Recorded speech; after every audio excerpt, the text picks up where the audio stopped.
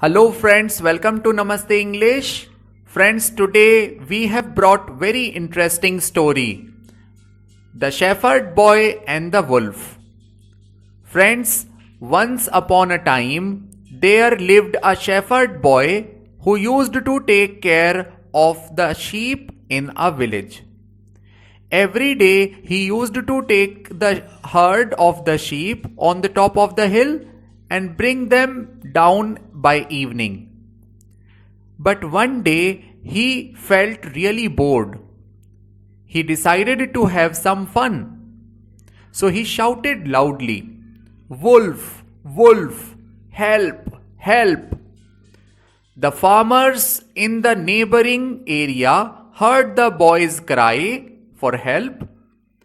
All the villagers ran to the top of the hill to save the sheep. When they came to spot, they did not notice any sign of a wolf. The farmer asked the boy, "Wasn't it you who cried for help?" The boy laughed and said, "There is no wolf here. It was just a joke. Ha ha ha." The next day, the boy played the same trick, and all the farmers were annoyed once again.